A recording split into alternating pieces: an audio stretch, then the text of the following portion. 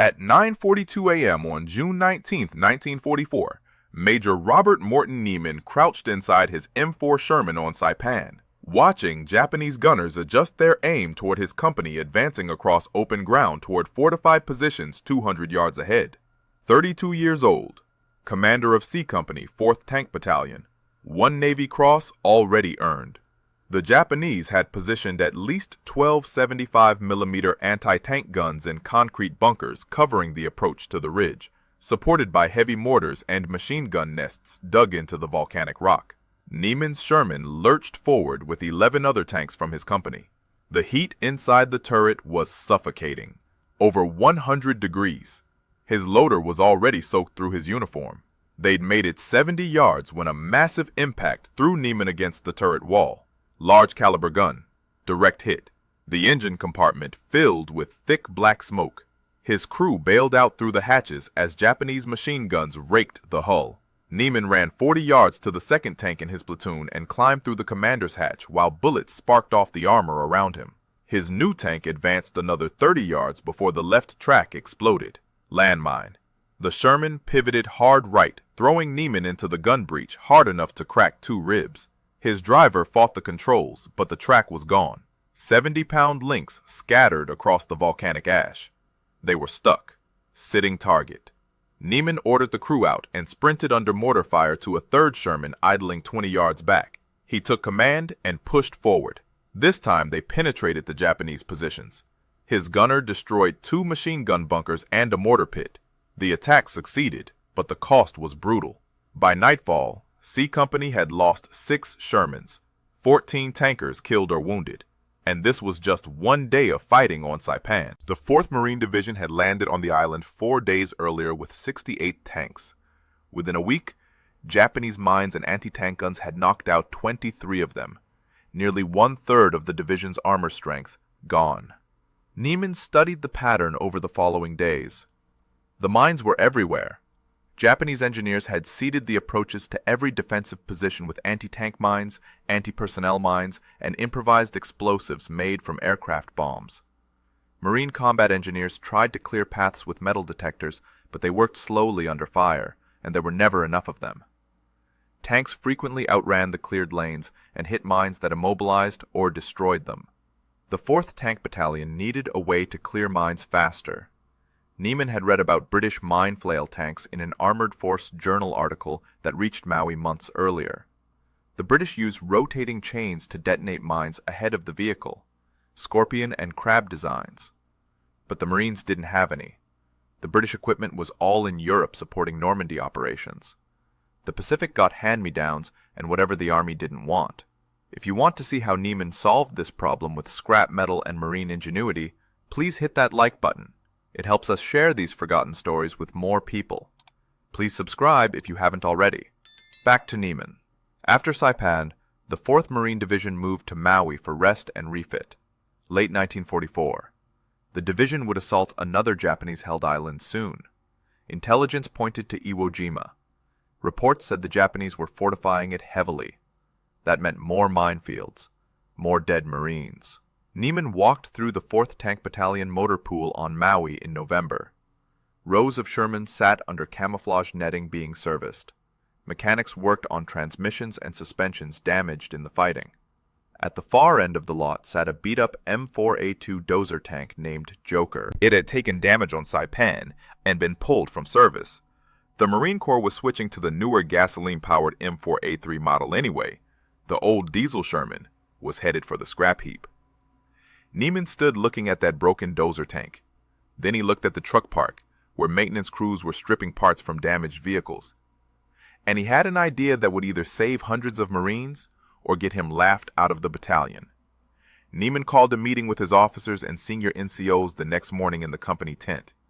He spread out a rough sketch on the table, showing a Sherman with a rotating drum mounted on the front. Chains would hang from the drum and beat the ground ahead of the tank. When the chains hit a mine, it would detonate safely away from the vehicle. His officers studied the drawing. Some looked skeptical, others intrigued.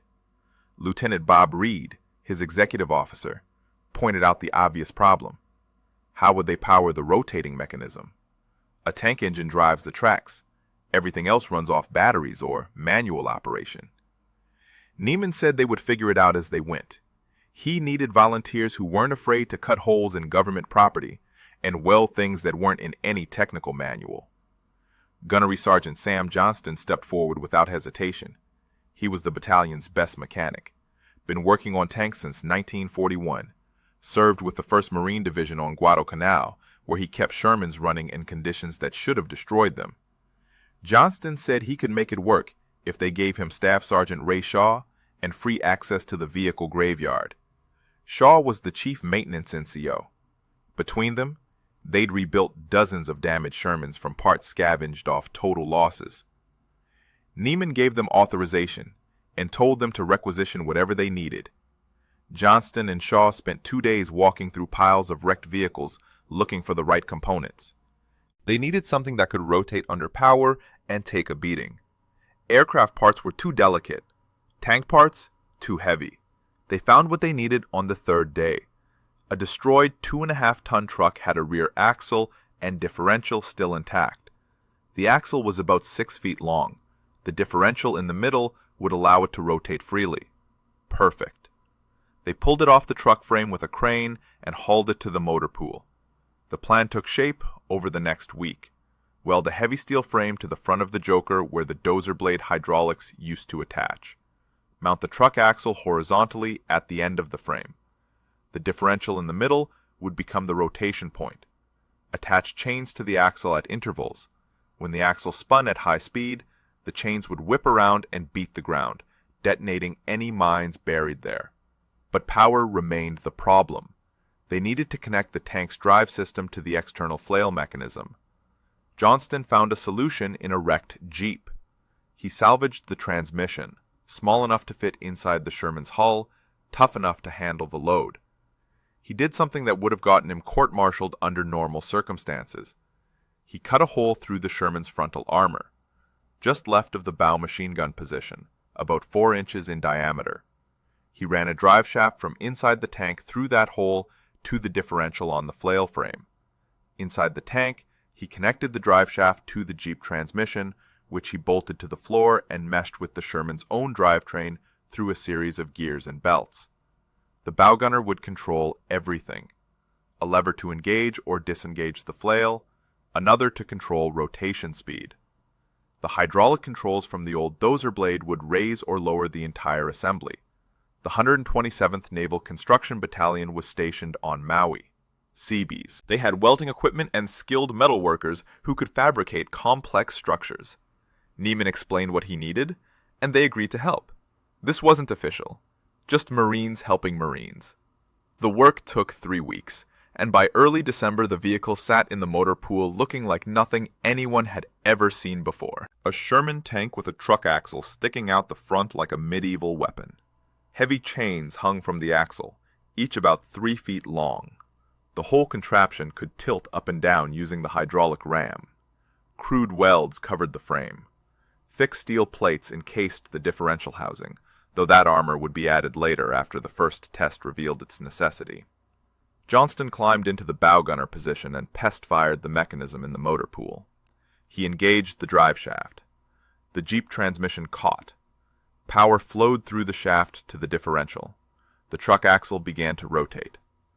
Slowly at first, then faster. The chains lifted off the ground as centrifugal force took over. They whipped around in a blur. The sound was incredible, metal chains cutting through air at high speed, creating a roar that brought mechanics running from other parts of the motor pool. Johnston increased the speed. The chains moved faster. He decreased it. They slowed down. He raised the assembly. The chains lifted higher. He lowered it. The chains touched the ground and threw dirt and rocks everywhere as they spun. The control system worked perfectly, but nobody knew if it would actually survive contact with real mines. Explosive force might shred the chains. Shrapnel might destroy the differential. The whole thing might just blow apart. They needed a live test. And that meant laying an actual minefield and driving through it. Division commanders authorized the test in mid-December. This was unusual. Senior officers didn't normally approve deliberate mine detonations on training grounds, but the potential value was too high to ignore. If this worked, it could save lives on Iwo Jima. Marine engineers laid the test minefield on an empty stretch of ground half a mile from the motor pool. They buried Japanese anti-tank mines captured on Saipan, Type 93 mines, ceramic cases filled with 22 pounds of explosive, enough to blow the track off a Sherman and potentially kill the crew. The engineers placed them at varying depths, some shallow, some deep, some in clusters, just like Japanese defenders would position them in actual combat. 30 to 40 yards of deadly ground. Neiman gathered his officers to watch. Word had spread through the battalion that something big was happening. Tankers showed up, mechanics, infantry marines from other units. About 100 men formed a loose perimeter around the test site, staying well back from the minefield. The Joker sat at the edge of the danger area, engine running, Johnston in the bow gunner position ready to control the flail. Another experienced driver at the controls. Neiman stood 50 yards away watching. This would either validate 3 weeks of work or prove the whole concept was impossible. Johnston engaged the mechanism. The truck axle spun up to speed. The chains became a blur. The roar drowned out everything else. The driver released the brake and eased the Sherman forward at walking pace, about 2 miles per hour. The spinning chains hit the ground ahead of the tank. Dirt exploded upward. The chains were digging furrows in the earth, beating the ground with tremendous force. Then the first mine detonated. The explosion was massive. Debris flew 50 feet in the air. Smoke and dust obscured the tank. For a moment, nobody could see what had happened. Then the Sherman emerged from the clouds, still moving forward. The chains were still spinning. The mechanism was intact. Another explosion. Then another. The flail was finding every mine in its path and triggering them safely ahead of the vehicle. The watching Marines stood transfixed as the improvised weapon performed exactly as designed. The Sherman crawled forward through continuous explosions. Each detonation threw up clouds of volcanic ash and rock fragments. The noise was deafening even at 50 yards distance. Marines watching from the perimeter saw the tank disappear completely into the smoke and dust. Only the sound of the engine and the roar of the spinning chains indicated it was still moving. 30 yards into the minefield. 35 yards. Explosions rippled along the path as the flail found mine after mine. 40 yards. The tank emerged on the far side. The driver stopped, and Johnston shut down the mechanism. The chains wound down and hung motionless. The sudden silence was almost shocking after the sustained violence of the test. Marines rushed forward to inspect the vehicle. The tank was covered in dirt and scorch marks, but appeared intact. The chains showed some deformation, but were still attached to the axle. The frame held solid. Johnston climbed out and walked around to examine the differential housing. That's when they found the problem. Shrapnel from one of the mine explosions had penetrated the underside of the differential casing. A jagged piece of metal, about the size of a man's thumb, had punched through the thin steel. The differential itself wasn't damaged. The gears still turned freely. But the vulnerability was obvious and unacceptable. In combat, a lucky fragment in the wrong place could disable the entire mechanism. Shaw and the Seabees went to work that afternoon. They didn't wait for authorization or approval, just started cutting steel plate and firing up welding torches. Over the next 2 days, they encased the differential housing in thick armor, 1/4-inch steel plates, welded together to form a protective shell around the vulnerable components. The welds were crude but strong. When they finished, the differential housing looked like an armored box bolted to the front of the tank. They ran a second test 4 days later. Another minefield. Same setup. This time, when the tank completed its run and Johnston inspected the differential housing, the added armor showed multiple impact marks but 0 penetrations. The shrapnel had bounced off. The modification had solved the vulnerability. Neiman submitted a written report to battalion headquarters detailing both tests. The vehicle had cleared 2 40-yard minefields in less than 5 minutes total. No casualties, no engineers exposed to enemy fire. The flail absorbed all the explosive force. Battalion commander approved moving forward. Division wanted to see it. They scheduled a formal demonstration for late December. High-ranking officers from across the 4th Marine Division would attend. Infantry battalion commanders who would rely on tanks to support their assaults. Artillery officers, logistics staff, even some Army observers stationed on Maui. This would be the flail tank's chance to prove it wasn't just a successful experiment, but a combat-worthy weapon that deserved to go to Iwo Jima. The demonstration was set for December 28th. Neiman spent the days leading up to it making sure everything was perfect. The chains were inspected and replaced where necessary. The drive system was tested repeatedly. The hydraulics checked and rechecked. Johnston practiced engaging and disengaging the mechanism until he could do it smoothly every time. The morning of December 28th arrived clear and warm. Neiman reached the demonstration site at 0700 to supervise final preparations. Chairs were set up for the visiting officers. The minefield was ready. The Joker sat waiting with a fresh coat of paint covering some of the worst scars from Saipan. Everything looked perfect except for one critical problem.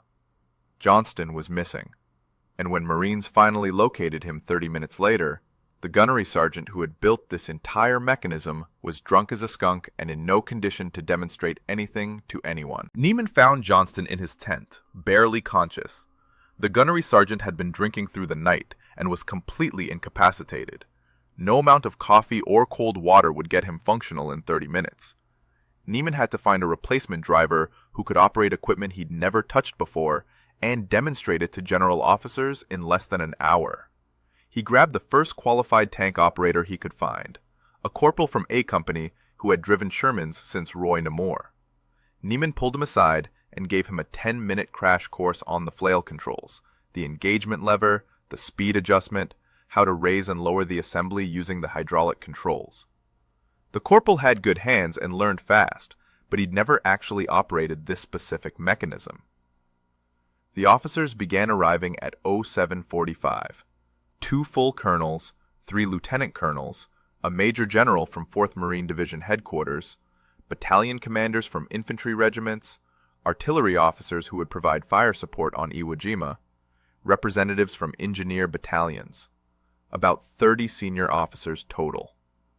They sat in the chairs arranged in front of the demonstration area. Some looked skeptical. Most just looked curious about what this scrap metal contraption was supposed to accomplish. Neiman walked to the front at 0800 sharp and gave his briefing. He explained the mine problem, showed statistics from Saipan, 23 tanks lost in the first week, many to mines, engineers clearing paths at a rate of maybe 10 yards per hour under fire. He pointed to the Joker and walked the officers through the modification. The truck axle, the chains, the drive system, the welded armor protecting the differential. He kept it factual, no overselling, just the engineering and the test results. Then he stepped back and let the demonstration begin. The replacement driver started the engine, engaged the flail mechanism. The truck axle spun up to speed with that distinctive roar. The chains became a blur. The Sherman moved forward into the prepared minefield at walking pace. Within seconds, the first mine detonated. The explosion was massive. Dirt and smoke erupted upward. Then another detonation. And another. The flail was triggering mines continuously as it advanced. The officers watched in silence as the tank disappeared into clouds of dust and explosive smoke. The sound of detonations rolled across the demonstration area. 40 seconds after entering the minefield, the Sherman emerged on the far side. The driver stopped and shut down the flail. The chains wound down. The mechanism was intact. Several officers stood and walked closer to inspect the vehicle. They examined the chains, looked at the differential housing with its welded armor showing fresh impact marks from shrapnel, asked questions about maintenance requirements and spare parts. The Major General from Division Headquarters spent 5 minutes studying the driveshaft connection through the frontal armor. When the inspection finished, the senior officers conferred briefly among themselves. Then the Major General turned to Neiman and asked how many of these vehicles could be ready by February. Neiman said they only had 1. Building more would require authorization to modify additional tanks and access to more salvage parts. The general said he would provide both. Division approved immediate deployment of the existing flail tank. It would go to Iwo Jima with C Company, 4th Tank Battalion. If it performed well in combat, more would be built. The assault date was set for February 19th, 1945. 63 days away. And Niemann had just committed to leading this untested weapon into the most heavily fortified island in the Pacific. The 4th Marine Division spent January preparing for Iwo Jima. Intelligence reports painted a grim picture. The island was 8 square miles of volcanic rock and ash. Mount Suribachi dominated the southern tip, 3 airfields under construction, and an estimated 21,000 Japanese defenders who had spent months fortifying every cave, every ridge, every approach. The Japanese commander was Lieutenant General Tadamichi Kuribayashi. He had abandoned the traditional beach defense strategy that failed on other islands. Instead, he created a defense in depth. Bunkers and tunnels connected by miles of underground passages, interlocking fields of fire, artillery positions hidden in caves, and extensive minefields covering every avenue of approach. American planners expected casualties. 70,000 Marines would assault the island. 5th Amphibious Corps, 3rd, 4th, and 5th Marine Divisions, the largest marine operation in the Pacific, and every commander knew it would be brutal. Niemann's flail tank presented a unique logistical challenge.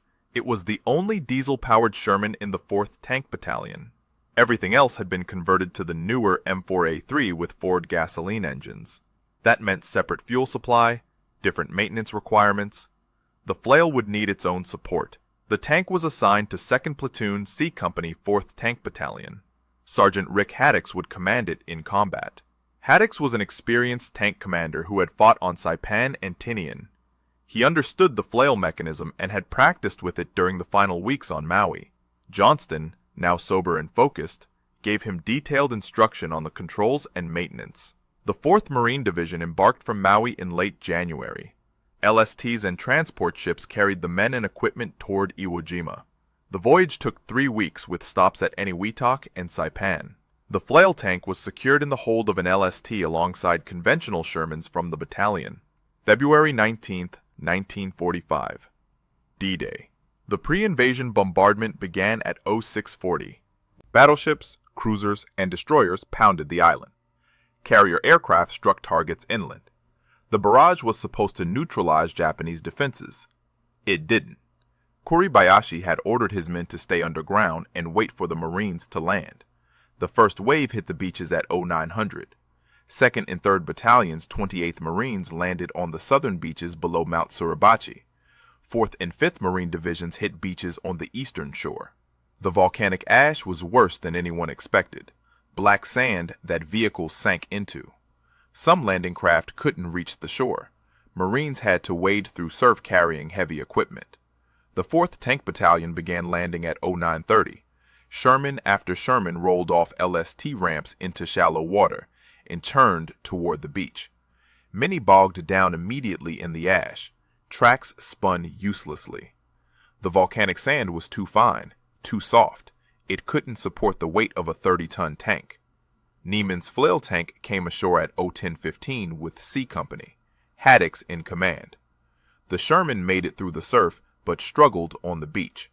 The ash was 18 inches deep in places, like trying to drive through flour. The tank's weight caused it to sink, and the tracks couldn't find purchase. But the flail mechanism added weight to the front, which helped keep the bow from digging in too deep. By noon, 4th Tank Battalion had 23 Shermans ashore. 8 were stuck in the ash and being excavated by engineers. 15 were operational and moving inland. Japanese artillery began finding the range. Mortar rounds fell on the beaches. The flail tank pushed forward with other Shermans from C Company toward the first objective, Airfield No. 1, half a mile inland, and according to intelligence reports, surrounded by extensive minefields that would have to be crossed under fire. C Company pushed inland through the volcanic ash. The terrain was unlike anything the Marines had encountered before. Black sand that shifted under every step. No vegetation, no cover. Just open ground rising gradually toward the airfield. Japanese defensive positions were invisible. Bunkers built into the ground. Gun ports hidden behind rocks. Everything camouflaged to blend with the volcanic landscape. The advance was slow. Infantry moved ahead of the tanks checking for obstacles. Engineers swept for mines with metal detectors. Every 100 yards took 15 minutes. Japanese fire intensified as they moved further from the beach. Mortar rounds, artillery, machine guns firing from concealed positions. Marines took casualties but kept moving. Haddock's flail tank stayed with the lead elements of C Company. The mechanism hadn't been needed yet, no confirmed minefields. But everyone knew the Japanese had laid mines somewhere. Intelligence had been clear about that. The question was where. By 1400 hours, C Company had advanced 400 yards. Airfield number 1 was visible ahead. A rough strip bulldozed across the volcanic ash by Japanese engineers. No aircraft. The Japanese had evacuated their planes before the invasion, but the airfield was strategically critical. American forces needed to secure it to prevent Japanese counterattacks and to establish their own forward positions. Haddock spotted a series of small flags planted in the ground about 50 yards ahead near the southern edge of the airfield. Red fabric on wooden stakes. They formed a rough line perpendicular to his avenue of advance. His training said flags marked obstacles, minefields, wire, trenches, something the Japanese wanted their own troops to avoid or be aware of. This looked like minefield markers. He radioed his platoon commander and requested permission to engage the flail mechanism, clear a path through what appeared to be a mined area. Permission granted. Haddock told his bow gunner to prepare the flail. The bow gunner engaged the drive shaft. The truck axle began to spin. The chains lifted off the ground as they picked up speed. What Haddock didn't know was that those flags weren't minefield markers. They were range markers for Japanese heavy mortars, positioned in elevated but hidden positions 500 yards to the north. Kuribayashi's defenders had pre-registered fire on key terrain features. The flags helped mortar crews adjust their aim. When the flail tank moved toward those markers, Japanese observers immediately reported the target. The first mortar round landed 20 yards short. Haddock saw the explosion and ordered his driver to increase speed. Get through the suspected minefield fast. The second round landed 10 yards closer. The third round was a direct hit on the volcanic ash 5 feet in front of the tank. The explosion threw debris across the hull and cracked the driver's periscope. More rounds began falling in rapid succession. The Japanese had multiple mortar positions firing simultaneously, creating a barrage. Haddock ordered the driver to reverse, but the Sherman's tracks just spun in the soft ash. The weight of the flail mechanism on the front made the situation worse. The bow dug deeper into the volcanic sand. They were stuck, under sustained mortar fire. The flail mechanism was still spinning, but the tank couldn't move forward or backward. Haddock shut down the flail to reduce weight on the bow. The driver gunned the engine. The tracks threw up huge clouds of black ash, but found no traction. Japanese mortars continued to bracket the immobilized Sherman. Fragments rang off the armor. The tank was taking hits, but the crew was still alive inside, and they had no way to get unstuck without help from other vehicles or engineers. The flail tank's first combat mission had lasted less than 30 minutes, and it was about to end in the volcanic ash of Iwo Jima. Another Sherman from C Company moved up to help. The crew attached a tow cable and pulled Haddock's flail tank backward out of the soft ash. The extraction took 20 minutes under continuous mortar fire. Once freed, the flail tank withdrew to a more protected position behind a small ridge. The crew inspected the damage. Multiple fragment impacts on the hull and turret, cracked periscope, but the tank was still operational. The flail mechanism was intact. That was the first and last time the improvised mine-clearing tank saw combat on Iwo Jima. The volcanic ash made mobility nearly impossible for heavily loaded vehicles. The flail assembly added too much weight to the bow, and the Japanese had positioned most of their mines on higher ground further inland, where the ash was even deeper.